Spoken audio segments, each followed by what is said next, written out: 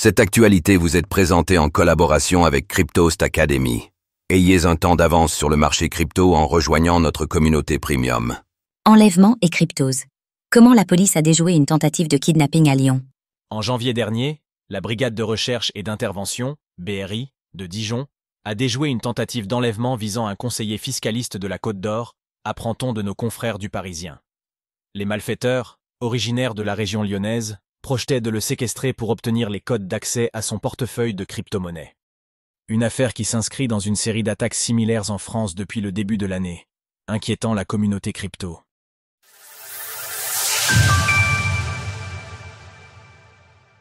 Un plan pour un enlèvement minutieusement préparé?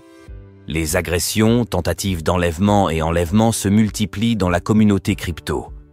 Alors qu'une nouvelle tentative de kidnapping a eu lieu mardi, le Parisien dévoile qu'en janvier dernier, un autre drame aurait pu avoir lieu. L'affaire a débuté fin décembre 2024, lorsqu'un traceur GPS est découvert par la compagne de la victime devant leur domicile, situé dans un quartier résidentiel calme de la Côte d'Or. Le père de famille est le fondateur d'un cabinet de conseil en optimisation fiscale et patrimoniale.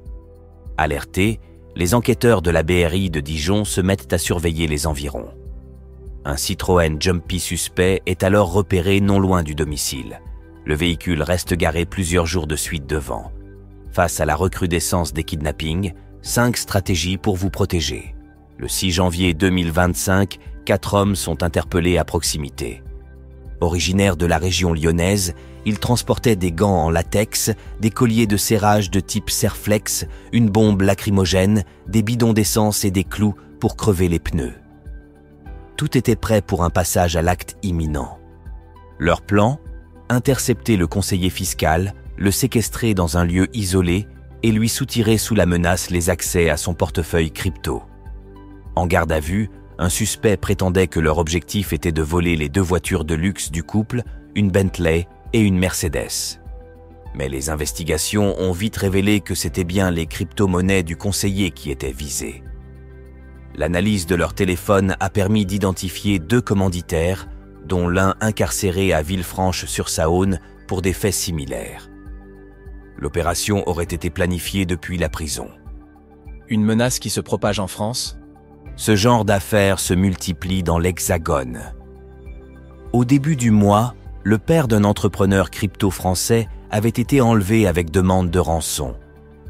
Ses ravisseurs exigeaient entre 5 et 7 millions d'euros en crypto-monnaie.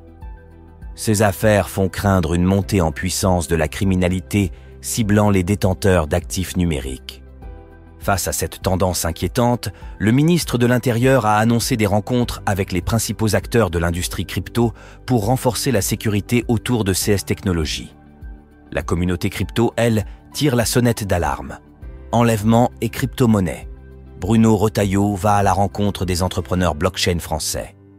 Les criminels misent souvent sur une idée fausse, que les transactions en crypto seraient intraçables. Une légende urbaine, car en réalité, CS paiements sont traçables et certaines unités spécialisées des forces de l'ordre sont désormais capables de remonter les flux et d'identifier les responsables.